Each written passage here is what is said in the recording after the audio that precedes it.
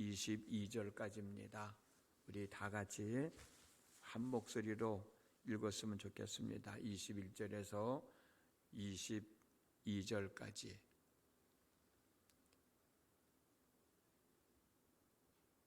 마태복음 18장 21절에서 22절 시작. 그때에 베드로가 나와 이르되 주여, 형제가 내게 죄를 범하면 몇 번이나 용서하여 주리이까? 7번까지 하오리이까?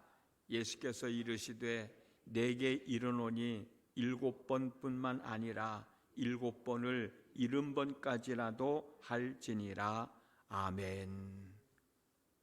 오늘 또 새벽을 깨우고 하나님 앞에 나오신 여러분 모두에게 하나님의 크신 은총이 함께 하시기를 주님의 이름으로 축복합니다.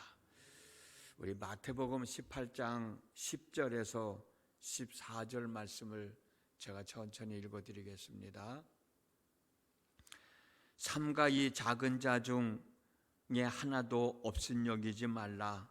너희에게 말하노니 그들의 천사들이 하늘에 계신 내 아버지의 얼굴을 항상 배옵느니라. 너희 생각에는 어떠하냐? 만일 어떤 사람이 양 100마리가 있는데 그 중에 하나가 길을 잃었으면 그 99마리를 산에 두고 가서 길 잃은 양을 찾지 않겠느냐?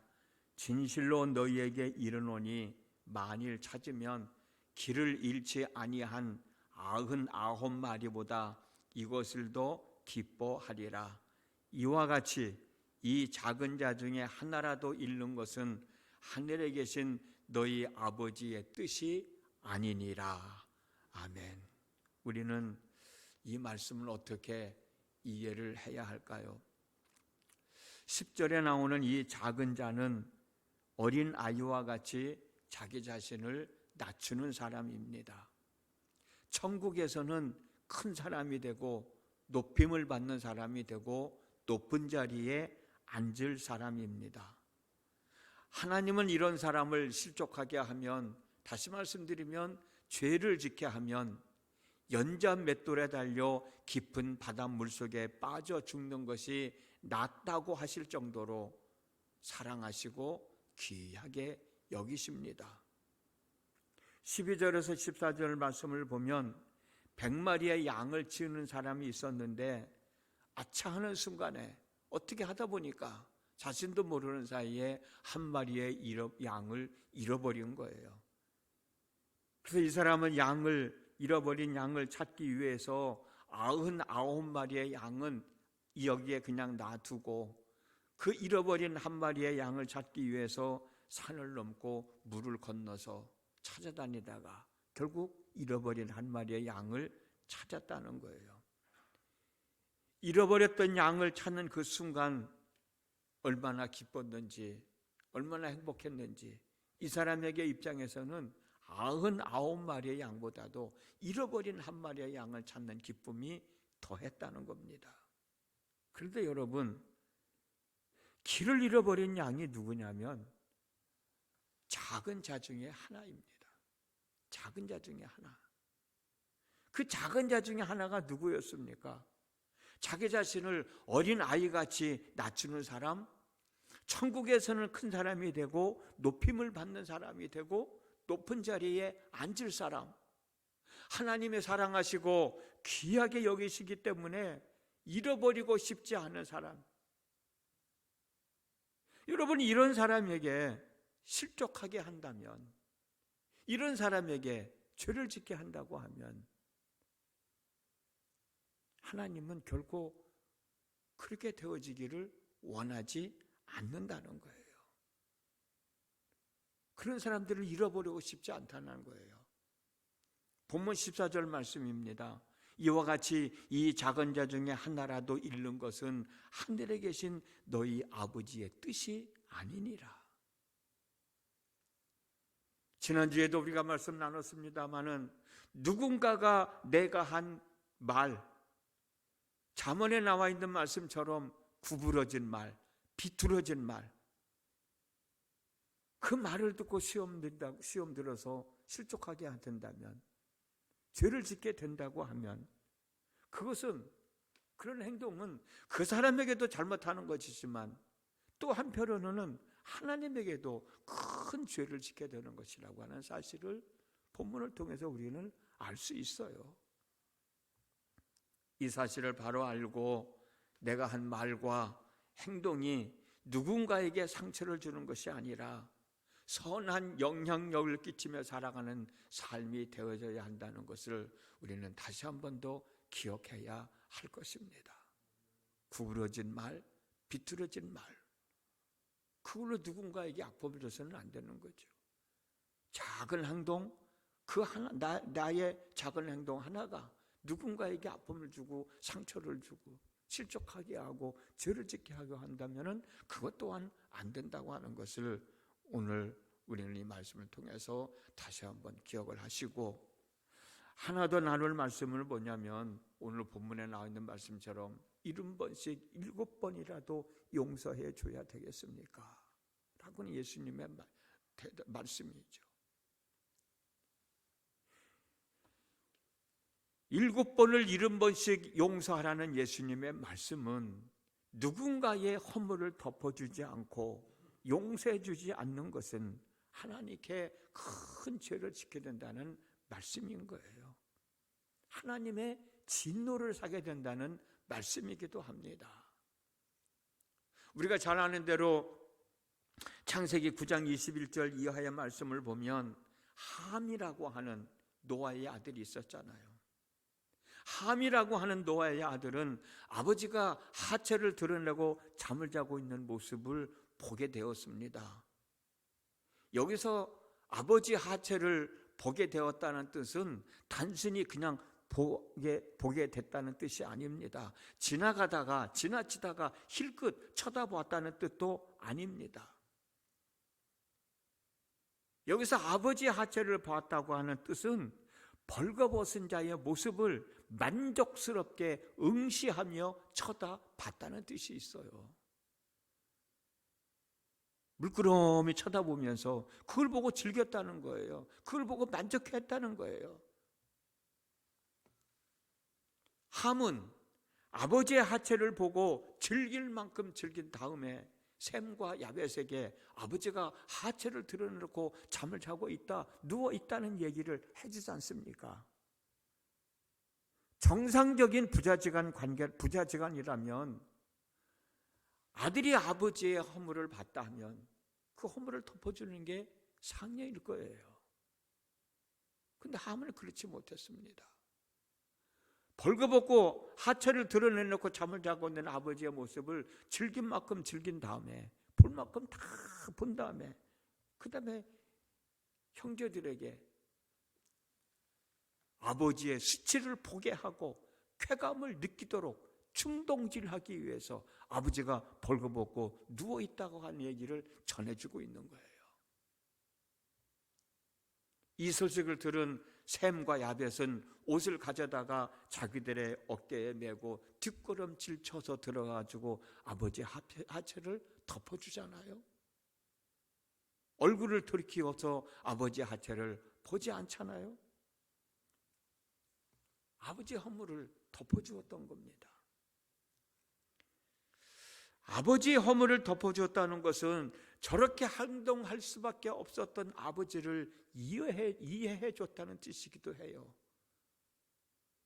아버지의 모습을 다 받아줬다는 뜻이기도 해요.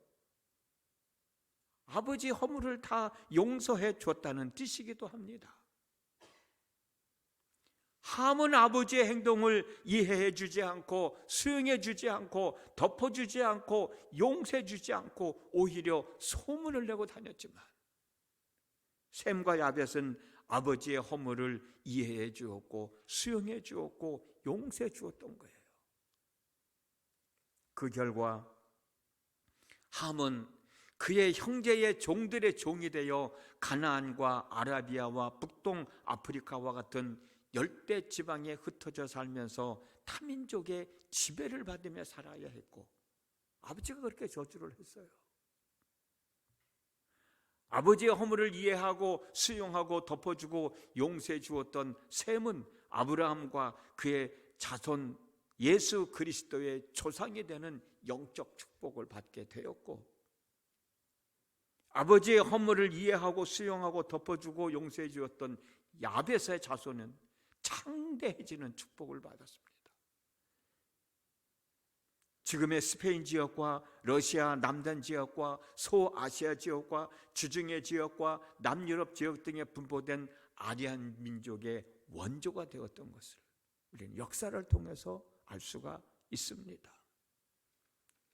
용서해 주지 않으니까, 허물을 덮어주지 않으니까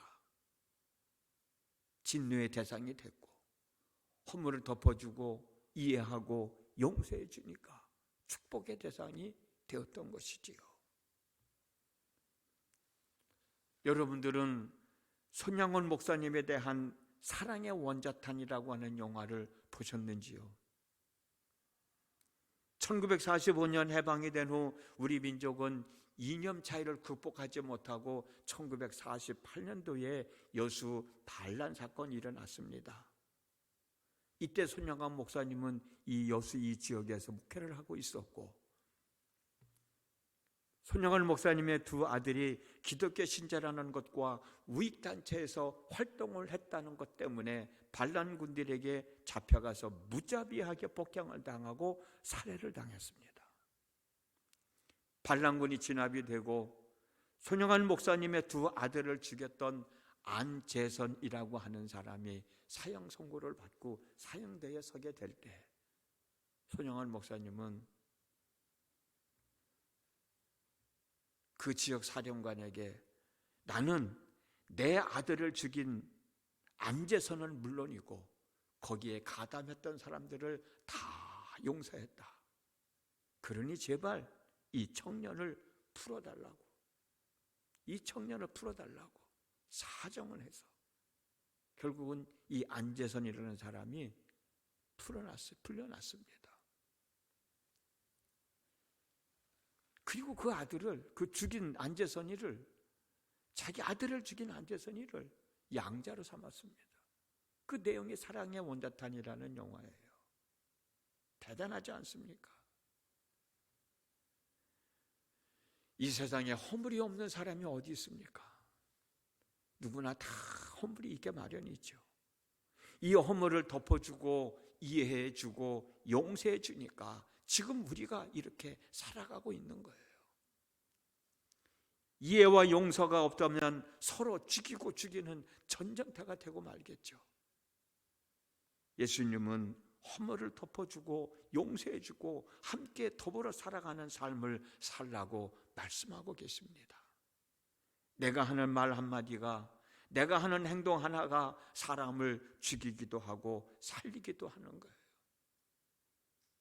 설령 내가 상처를 받은 말을 들었다 할지라도 그 사람을 이해하고 그 사람을 용서해 준다면 아무런 문제가 될 거 없어요. 내가 실족할 이유가 없죠. 내가 죄를 지을 이유가 없죠. 그럴 것을 받아들일 만한 내 마음이 되지 못하니까 그것 때문에 상처 입었다. 그것 때문에 마음 아프다. 그래서 실족한다. 죄를 짓게 됐다. 어쩌면 그것도 누군가야 나에게 그런 행동할 수 있도록 했기 때문에 내가 그런 행동을 했지만 그런 행동을 한 나 역시도 또 문제가 될 수밖에 없는 것 아니겠습니까? 내가 하는 말 한마디, 비뚤어진 말, 구부러진 말 한마디가 사람을 살리기도 하고 죽이기도 하는 거예요. 내가 하나님의 복을 받을 수도 있고 복을 받지 못할 수도 있게 된다는 것이죠. 내가 사람들에게 사랑과 존경을 받을 수도 있고 그렇지 못할 수도 있는 것이지요. 우리가 성경을 쭉 읽지는 않았지만은 오늘 읽은 본문 이하를 쭉 읽어보면은 많은 빚을 탕감받은 사람이 자기에게 작은 액수의 빚을 갚지 않았다고 그걸 용서해 주지 못하는 내용이 쭉 이어져 나오거든요. 자신은 용서를 받았으면서도 자신은 누군가를 용서해 주지 못하는 사람, 그런 사람이 돼서도 안 되겠죠. 남의 허물을 보고 즐거워하며 말거리를 찾고 만들어내서 전하진 사람이 되지 말고 덮어줄 줄 아는 마음으로 살아간다고 하면 우리의 삶은 더 복 있는 삶이 될 것이고 기쁨이 있는 삶이 될 것이고 감사가 있는 삶이 되어질 것입니다. 오늘이 바로 그런 삶이 저와 여러분 삶 가운데서 이루어지는 날이 되어졌으면 좋겠습니다. 기도합니다. 지난밤에도 함께 하신 아버지 하나님, 편안한 밤 될 수 있도록 인도해 주심을 감사합니다. 그러나 우리 사랑하는 성도들 중에 편안한 밤이 되지 못한 성도들이 있습니까?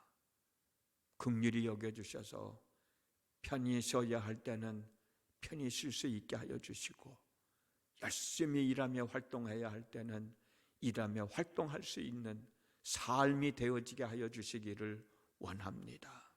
오늘 이 시간에도 하나님 앞에 있게 하셨고 하나님께 향한 믿음의 고백이 있었습니다. 말씀도 함께 나눴습니다.